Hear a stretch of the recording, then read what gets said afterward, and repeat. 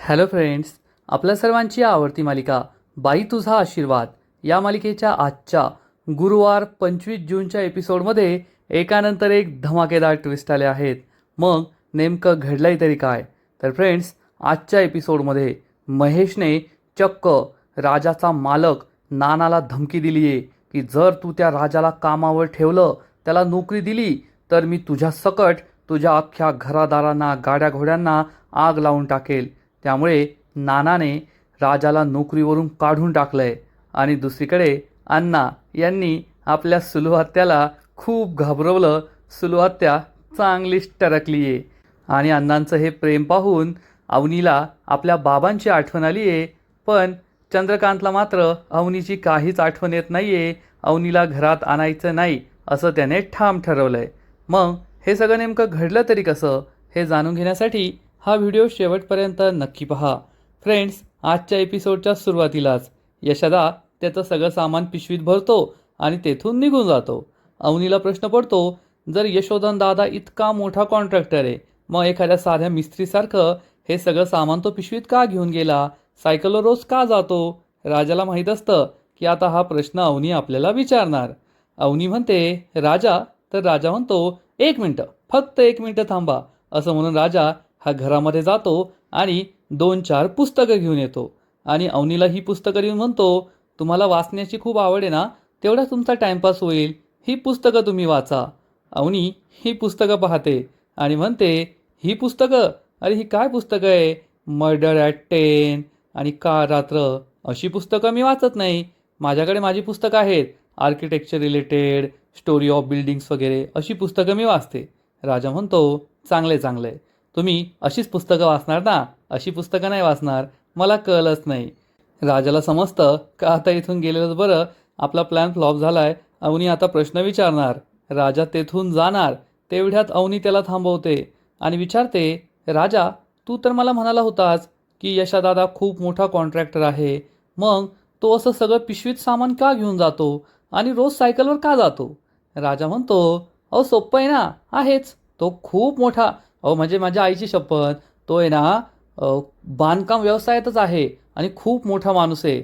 आणि तो पिशवी का घेऊन जातो? तर आता तो काय डायरेक्ट एवढा मोठा कॉन्ट्रॅक्टर झाला नाही ना, आधी तो स्वतः मिस्त्रीच होता. पण आता लोकांमध्ये काम करायचं, मग असा मास दाखवला, मोठेपणा दाखवला की लोक आपलं रिस्पेक्ट देत नाही, आपलं काम नीट करत नाही.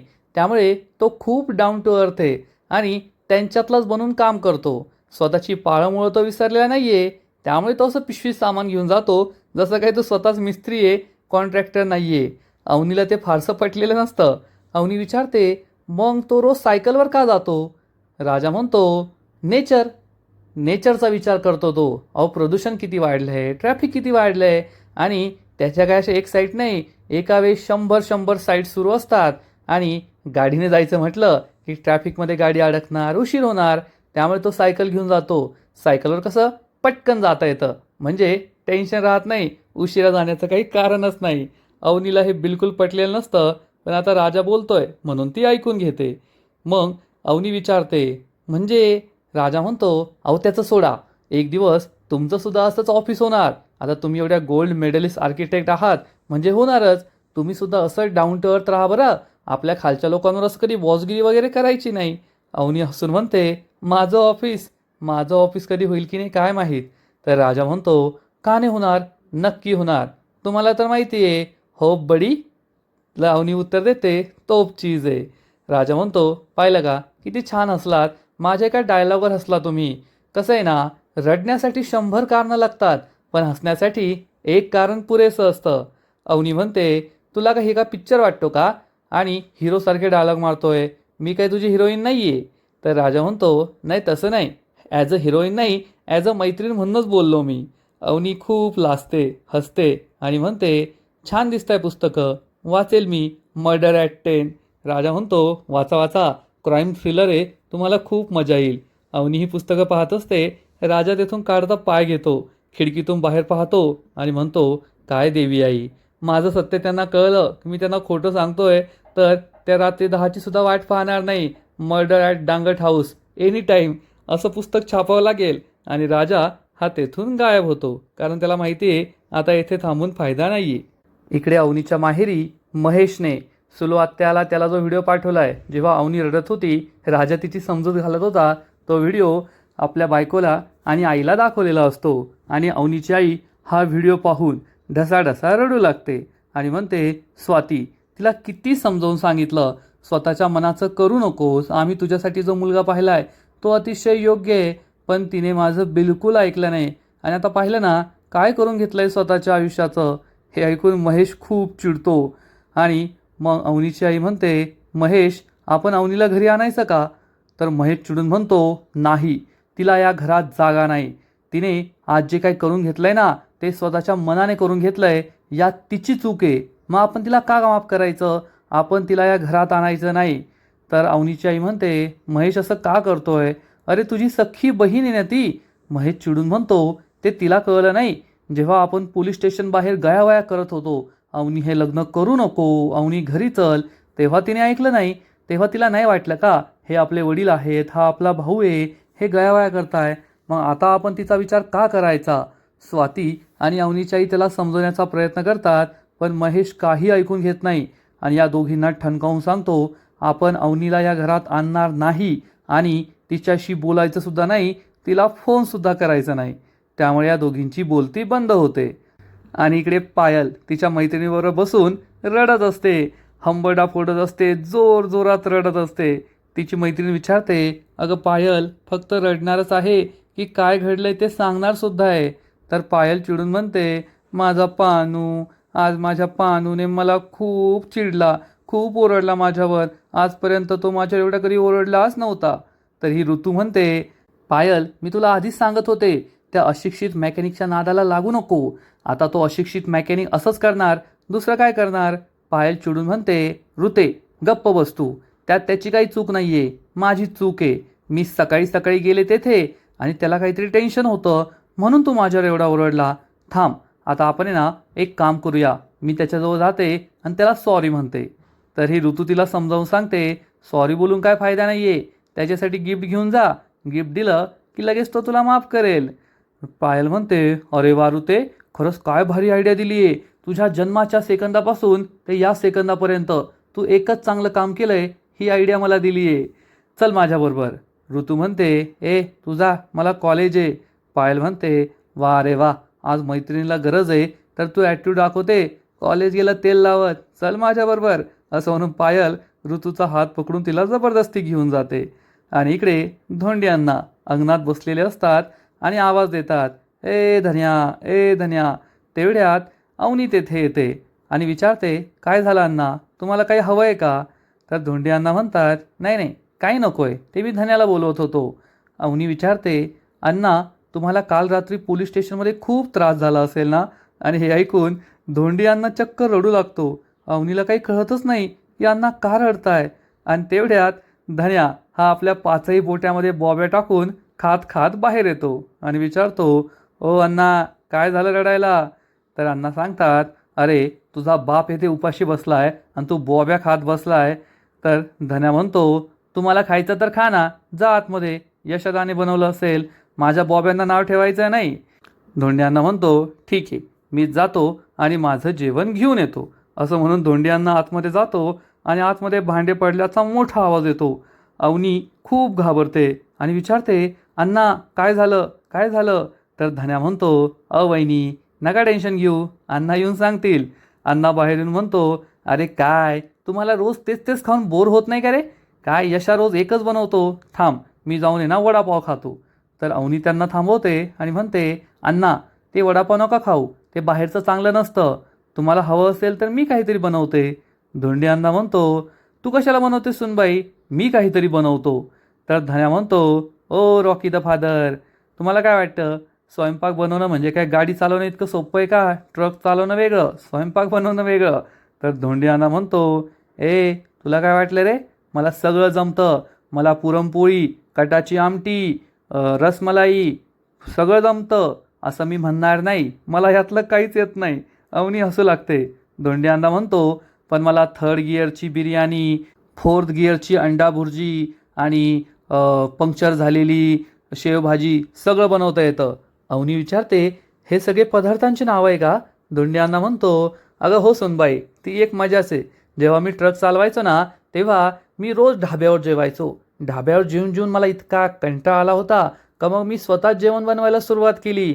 आणि माझ्या हाताला अशी चव होती ना, की आजूबाजूचे ट्रकवाले गाड्या थांबून माझ्या हातचं जेवायला थांबायचे. हे ऐकून अवनी आणि धन्याला आश्चर्य वाटतं आणि धोंड्यांना म्हणतात, थांब तू, मी ना आज तुझ्यासाठी मस्त अंडा भुर्जीच बनवतो. अण्णा आतमध्ये जातात आणि बरोबर येताना मस्त अंडी, कांदे, टमाटे हे सगळं घेऊन येतात आणि घराबाहेर अंगणात जाऊ लागतात. अवनी विचारते, अण्णा हे सगळं घेऊन इकडे काय येत आहे? तर धोंडी अण्णा सांगतो, अगं ते नाही का आजकाल ट्रेंड आहे, सगळं चुलीवरचं बनवतात. चुलीवरचं मटण, चुलीवरचा चहा, चुलीवरचं आईस्क्रीम. धन्या आणि अवनीला आश्चर्य वाटतं. धन्या विचारतो, अण्णा चुलीवर आईस्क्रीम कसं बनवणार? अण्णा म्हणतो, बापाची परीक्षा घेतो का रे? ते चुलीवर दूध गरम करतात ना. अवनी हसू लागते आणि मग धोंडी अण्णा सगळं सामान खाली ठेवतात. अवनी धन्यासुद्धा त्यांना मदत करतात. हे सगळे एक चूल सेटअप करतात. अण्णा म्हणतात, चला आता सगळ्यात आधी कांदा आणि टमाटा कापून घ्यायचा. तर अवनी म्हणते, अण्णा द्या ना मला, मी कापते. धोंडी अण्णा म्हणतात, आता तुला कसं नाही म्हणायचं, घे. अवनी ही कांदा कापत असते, पण माहेरी तिने आजपर्यंत कधी किचनमध्ये पायसुद्धा नाही ठेवला आहे खायचं सोडून. त्यामुळे तिला कांदासुद्धा नीट कापता येत नाही. धन्या तिच्याकडे आश्चर्याने पाहत असतो आणि कांदा कापल्यामुळे अवनीच्या डोळ्यात पाणी येतं. तर धोंडी अण्णा म्हणतो, हे काय करायचं ना, हे कांद्याचं टरफल डोक्यावर ठेवायचं म्हणजे कांदा रडत नाही. आणि धन्या तिच्याकडे पाहून हसू लागतो. अवनी त्याच्याकडे रागारागाने पाहते. धोंडी अण्णा म्हणतो, ए धन्या, माझ्या पोरीकडं असं हसायचं नाही बरं का. त्यामुळे अवनी खुश होते आणि अवनीला नीट काही कापताच येत नाही. धोंडी अण्णा म्हणतो, दे माझ्याकडे, मी कापतो, तुला सवय नाही आहे ना. आणि धोंडी अण्णा हे कांदे, टमाटे सगळं कापून ठेवतो. धोंडी अण्णा म्हणतो, कढीपत्ता दे. धन्या म्हणतो, कोणता कढीपत्ता? कढीपत्ता नाही आहे. तर धोंडी अण्णा म्हणतो, कढीपत्त्याला कॉम्प्रोमाइज नाही, कढीपत्त्याशिवाय चव येत नाही. थांब, मी कढीपत्ता घेऊन येतो. धन्या विचारतो, कुठून? धोंडी अण्णा म्हणतो, त्या कावळीनीच्या घरातून. अवनी आणि धन्या खूप घाबरता, अण्णा नको, अण्णा नको. पण धोंडी अण्णा काही ऐकत नाही आणि कढीपत्ता घ्यायला सुरुवात त्याच्या घरी जातात. आणि इकडे राजाचा मालक नाना आपल्या घरासमोरील झाडांना पाणी देत असतो, पण तेवढ्यात पाणी बंद होतं. नाना बाजूला वळून पाहतो तर चक्क महेश उभा असतो. महेशला पाहून नाना खूप घाबरतो आणि म्हणतो, देशमाने साहेब, महेश साहेब, तुम्ही येथे? चला चला घरात, तुम्हाला पाणी पाजतो, चहा देतो, या ना या ना. पण महेश हा लगेच असा हात दाखवतो आणि म्हणतो, त्या ड्रायव्हरला नोकरीवरून काढायचं. नानाला माहीत असतं की हे राजाबद्दल बोलताय, पण ते म्हणतात, कोण ड्रायव्हर? ड्रायव्हरचं नाव तर सांगा, कोणाला नोकरीवरून काढायचं आहे? तर महेश चिडून म्हणतो, माझ्यासमोर जास्त नाटकं करायची नाही बरं का. त्या राजाला नोकरीवर ठेवायचं नाही. त्या राजाला जर नोकरीवर ठेवलं ना, तर नाना म्हणतो, साहेब प्लीज ऐकून घ्या ना, तो राजा आहे ना खूप चांगला मुलगा आहे, अनेक वर्षांपासून माझ्याकडे काम करतो. आणि जर मी त्याला नोकरीवरून काढलं तर तो उपाशी मरेल आणि मग तुमची बहीणसुद्धा. महेश चिडून नानाची कॉलर पकडतो आणि म्हणतो, जेवढं सांगितलं ना तेवढं करायचं. त्या राजाला जर नोकरीवर ठेवलं ना, तर तुझा हा बंगला, तुझ्या गाड्या तुझ्या सकट पेटवून देईल, एवढं लक्षात ठेवायचं. नाना खूप घाबरतो. महेश म्हणतो, तो राजा आल्यावर त्याला सांग, महेश सरांच्या समोर यायचं नाही, नाहीतर त्याला उभा चिरून फेकून देईन मी. नाना खूप घाबरतो. महेश गाडीत बसून जात असतो आणि तेवढ्यात राजा हा पायी नानाच्या घरी येत असतो. पण महेशला कॉल येतो आणि महेश फोन उचलतो. तोपर्यंत राजा त्याच्या समोरून निघून जातो. ना राजा महेशला पाहतो ना महेश राजाला पाहतो. राजा नानाच्या घरी पोहोचतो आणि म्हणतो, नमस्कार नाना, आणि डायरेक्ट घरात जाऊ लागतो. नाना विचारतो, कुठे चाललास? तर राजा सांगतो, गाडीची चावी घ्यायला, गाडी घ्यायला. नाना म्हणतो, तू निघ इथून, तुला मी नोकरीहून काढलंय. राजा म्हणतो, काय नाना, 2-4 दिवस तर सुट्टी मारली. पण नाना काय ऐकत नाही आणि राजाचा हात पकडून त्याला हाकलून देतो. राजा म्हणतो, नाना, तुम्ही खूप मोठं पाप करताय बरं. नाना म्हणतो, वा रे वा, लोकांच्या पोरी पळवायच्या तू आणि पाप मी करतोय. तर राजा सांगतो, आत्ताच माझं नवीन लग्न झालंय, नवीन संसार आहे, आणि तुम्ही मला बेरोजगार करताय. मी माझ्या बायकोला काय खाऊ घालायचं? एक तर घरात आधीपासूनच एक म्हातारा बाप आणि 4 खाणारे भाऊ आहे, त्यांचं मी काय करायचं? नाना म्हणतो, तुला त्यांचं काय करायचं ते कर, पण आता तुला माझ्याकडे नोकरी नाही, मी तुला नोकरीवर ठेवू शकत नाही, चल निघ इथून. तर राजा म्हणतो, ओ नाना, तुम्ही खूप मोठी चूक करताय बरं. हा तुमचा जो 2 मजली बंगला उभा आहे ना, तो माझ्या जीवावर. मी रात्रंदिवस ट्रिपा मारल्या तेव्हा हा बंगला झालाय. आणि तुमचे नातेवाईक तुमच्या नातेवाईकांकडे मला पाठवता, ते सुद्धा तुमच्यासारखेच कंजूस. रात्रभर मला गाडीत झोपवता, जेवायला देत नाही, चहा पाणी सुद्धा विचारत नाही. आणि तुमची ती बायको, अहो साधं चौकात जायचं असलं तरी राजा गाडी काढ, राजा गाडी काढ. आणि एवढं सगळं मी केलं तुमच्यासाठी आणि तुम्ही मला नोकरीवरून काढताय. आता पहा मी काय करतो ते. तर नाना म्हणतो, म्हणजे तू आता मला हे सगळं ऐकून दाखवणार का? राजा म्हणतो, का नाही ऐकून दाखवायचं? तुम्ही मला नोकरीवरून काढताय, एका गरिबाची हाय लागेल तुम्हाला. आणि लक्षात ठेवा, एक दिवस मी माझी स्वतःची ट्रॅव्हल कंपनी उघडणार आणि खूप मोठा माणूस होणार. तुम्हाला माझ्या गाडीवर ड्रायव्हर म्हणून ठेवणार, एवढं लक्षात ठेवा. नाना म्हणतो, ए बाबा, जेव्हा ठेवायचं तेव्हा ठेव, आता जा इथून. राजा म्हणतो, चाललंय बरं. नाना म्हणतो, जा. राजा म्हणतो, शेवटची ऑफर देतोय, मला कामावर ठेवा. नाना म्हणतो, अरे जाणार रे. आणि नाना हा जाणार इतक्यात राजा नानाचे पाय पकडतो. ओ नाना, मला नोकरीवरून काढू नका. किती वर्षांपासून मी तुमच्याकडे काम करतोय, प्लीज असं करू नका. नाना खूप इमोशनल होतो आणि राजाला उठवतो आणि समजावून सांगतो, राजा, माझे हातसुद्धा दगडाखाली रे, समजून घे. मला माझा बिझनेस बंद नाही करायचा आहे. राजा विचारतो, तुम्हाला कोणी धमकी दिली आहे का? आज ना त्याची कटकटच थांबवतो. पण नाना म्हणतो, अरे बाबा, मला ही भांडणं ही लफडी नको आहे. साधा धंदा करणारा माणूस आहे मी. तू काय करायचं तुझं तिकडे पाहून घे, पण मी तुला नोकरीवर ठेवू शकत नाही. तुला नोकरी हवी आहे ना, मी तुला परमनंट नोकरी देतो. पण एक काम कर. राजा विचारतो, काय? तर नाना सांगतो, ही माझ्या गाडीची चावी घे आणि आत्ताच्या आत्ता ते देशमान्यांच्या पोरीला त्यांच्या घरी सोडू नये. अरे तू देशमान्याच्या पोरीशी लग्न केलंय, तिला पळवलंय. आता तुझं पण काही खरं नाही आणि तुला मी नोकरीवर ठेवलं तर माझं पण काही खरं नाही. राजाला समजतं नक्कीच नानाला धमकी मिळाली आहे. राजा म्हणतो, नाही नाना, मी अवनी मॅडमला त्यांच्या माहेरी नाही सोडू शकत. कारण मी त्यांना त्यांच्या घरी सोडलं ना, तर त्यांची स्वप्न कधीच पूर्ण होणार नाही. आणि आत्ता माझ्या नोकरीपेक्षा त्यांची स्वप्न पूर्ण होणं खूप महत्त्वाचं आहे. नाना नमस्कार, असं म्हणून राजा तेथून निघून जातो. त्यामुळे नानाला सुद्धा खूप वाईट वाटतं की राजासारख्या मुलाला मला नोकरीवरून काढावं लागलं. आणि इकडे अण्णा, सुलक्षणा आत्या बाहेर नाहीये हे पाहून गुपचूप गुपचूप हळूहळू चालत चालत तिच्या घरामध्ये घुसतात, अंगणात जातात आणि तेथे कडीपत्त्याचं झाड असतं. धोंड्यांना कसे बसे कडीपत्त्याचे 2-4 पानं तोडतात. तेवढ्यात सुलुआत्या ही बाहेर मिरच्या वाळवायला येते. सुलुआत्याने काय धोंडी अण्णाला पाहिलेलं नसतं, पण धोंडी अण्णाला समजतं आता हिने मला पाहिलं तर ही मोठा गोंधळ घालणार. त्यामुळे मग धोंडी अण्णा एक आयडिया शोधतो. तेथे एक पाण्याचा ड्रम असतो निळ्या रंगाचा आणि धोंडी अण्णा हा ड्रम उचलून स्वतःच्या डोक्यात घालून घेतो आणि तेथेच बसतो. हळूहळू पुढे जाण्याचा प्रयत्न करतो. सुलुआत्याला वाटतं काहीतरी हलतंय. ती एकदा पाहते, धोंडी अण्णा थांबलेला असतो. सुलुआत्याला काही संशय येत नाही. ती पुन्हा एकदा मिरच्या वाळत टाकत असते. मग धोंडी अण्णा पुन्हा एकदा थोडा थोडा पुढे येतो. तेव्हा सुलुआत्याला समजतं की ड्रम हा जागचा हललाय. त्यामुळे सुलुआत्या या ड्रमकडेच पाहू लागते. हा ड्रम कसा हलतोय हेच तिला कळत नाही. धोंडी अण्णाला कसं समजतं देव जाणे.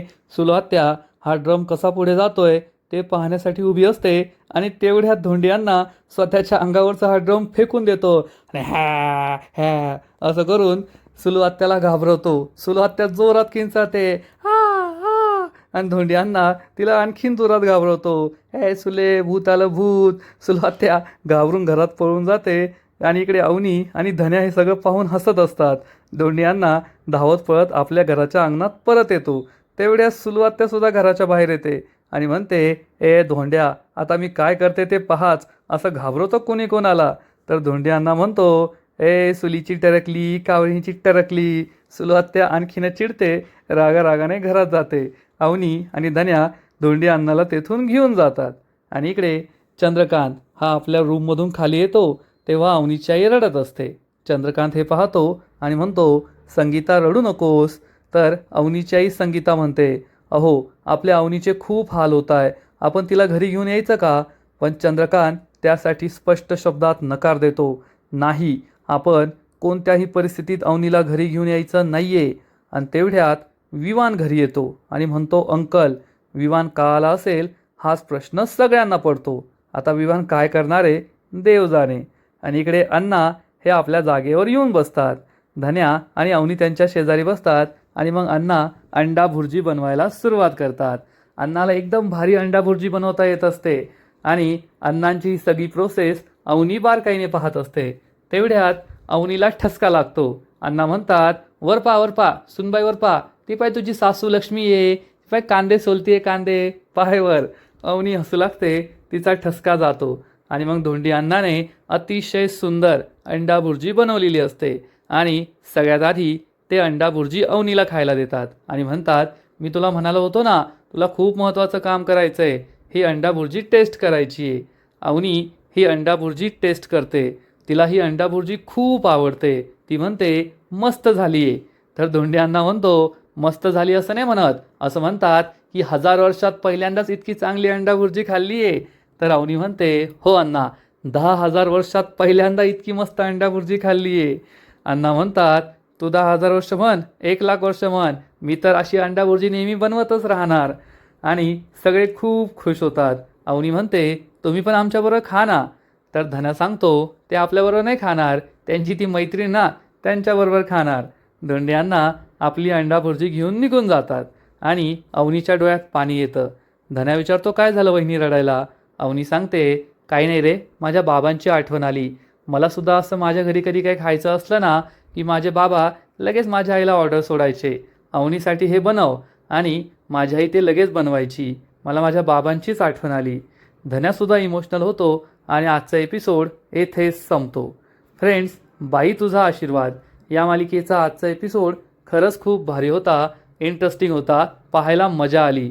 पण पुढील एपिसोड आणखीन भारी असणार आहे.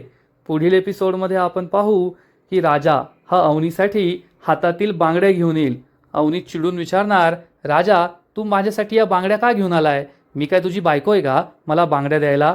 राजाला खूप वाईट वाटणार आणि मग अवनीच म्हणेल, तशा काय एवढ्या वाईट नाही आहे, तुझा चॉईस चांगला आहे.